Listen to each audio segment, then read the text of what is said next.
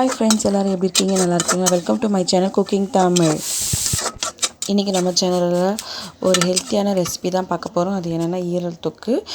நம்ம வீடியோக்குள்ளே போகிறதுக்கு முன்னாடி நம்ம சேனலில் மறக்காமல் சப்ஸ்கிரைப் பண்ணிவிடுங்க ஃப்ரெண்ட்ஸ். அதுக்கு முன்னாடி நம்ம ஒரு சின்ன ஜாரில் வந்து ஒரே ஒரு வெங்காயமும் ஒரு பச்சை மிளகா கொஞ்சோண்டு சோம்பு போட்டு நம்ம கிரைண்ட் பண்ணி தனியாக எடுத்து வச்சுக்கலாம்.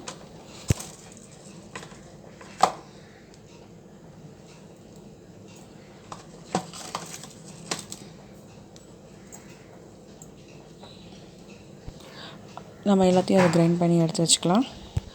அடுப்பில் ஒரு சின்ன கடாயை வச்சு நம்ம 1 டேபிள் ஸ்பூன் மட்டும் நான் நல்லெண்ணெய் ஆட் பண்ணிக்கிறேன்.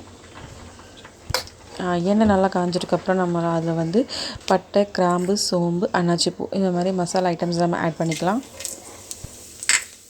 இந்த மசாலா ஐட்டம் நல்லா பொரிஞ்சதுக்கப்புறம் நம்ம அரைக்கி வச்சிருந்த ஒரு 2 வெங்காயத்தை மட்டும் நம்ம எல்லாம் சேர்த்துக்கு நல்லா எண்ணெயிலே நம்ம வதக்கிக்க வேண்டியதான்.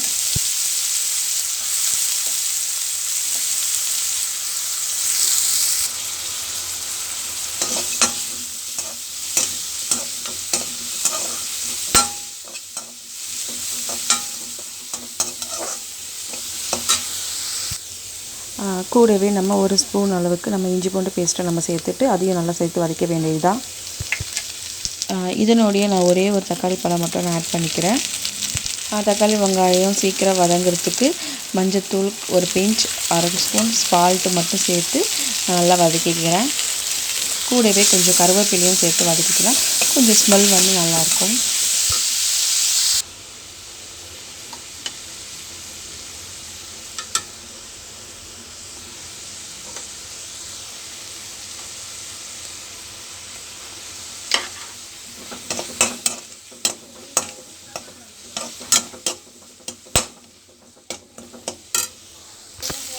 எல்லாமே நல்லா வதங்கிட்டுக்கப்புறம் நம்ம கிரைண்ட் பண்ணி வச்சுருக்க அந்த பேஸ்ட்டையும் நம்ம இதோட சேர்த்து நல்லா வதக்க வேண்டியதான்.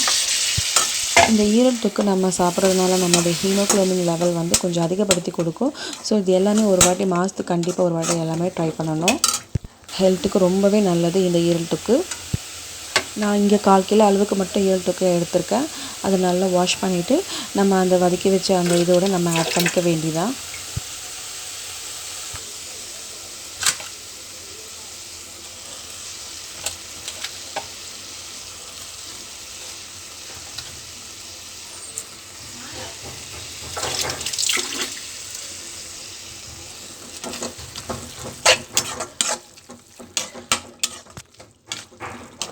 நம்ம இந்த மாதிரி ஈரல் தொக்கு நம்ம வதக்கும் போது அதோடைய கலர் கொஞ்சம் சேஞ்ச் ஆகிடும்.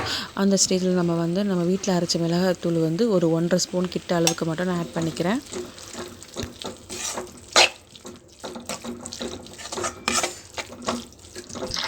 மிளகா வெடிப்பு போகிற வரைக்கும் நம்ம நல்லா எண்ணெயிலே வதக்கிக்கலாம். கூடவே வந்து நான் 1.5 டம்ளர் அளவுக்கு மட்டும் தண்ணி ஆட் பண்ணிக்கிறேன். ரொம்ப தண்ணி ஆட் பண்ண தேவையில்லை. ஈரல் வந்து கொஞ்சம் சீக்கிரமாகவே வெந்துடும்.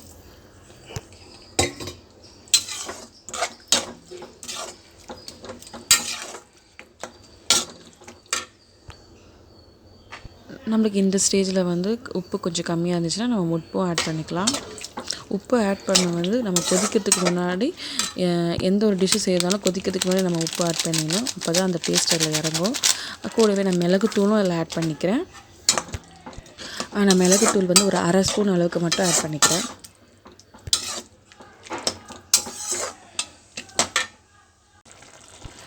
நம்மளுக்கு ஈரல் தொக்கு ஆல்மோஸ்ட் கொஞ்சம் ரெடி ஆகிடுச்சு. இன்னும் கொஞ்சம் நம்ம ட்ரை ஆகிக்கலாம். இல்லை செமி கிரேவியாகவும் நம்ம யூஸ் பண்ணிக்கலாம். எனக்கு இன்னும் கொஞ்சம் தண்ணி வந்து ட்ரை ஆகணும். ஸோ நான் இன்னும் கொஞ்சம் லைட்டாக கொதிக்க விட்டுக்கிறேன். அவ்வளோதான் ஃப்ரெண்ட்ஸ், நம்மளோட ஈரல் தொக்கு ரெடி ஆகிடுச்சு. ரொம்ப ஹெல்த்தியான ஒரு ரெசிபி. கண்டிப்பாக எல்லோரும் செஞ்சு பார்த்துட்டு எப்படி இருந்துச்சு நம்ம கமெண்ட் செக்ஷனில் சொல்லுங்கள். அதுக்கு முன்னாடி நம்ம சேனலை மறக்காமல் சப்ஸ்கிரைப் பண்ணிவிடுங்க, லைக் பண்ணிவிடுங்க, கமெண்ட் பண்ணிவிடுங்க, ஷேர் பண்ணிவிடுங்க. Thank you so much. Bye friends.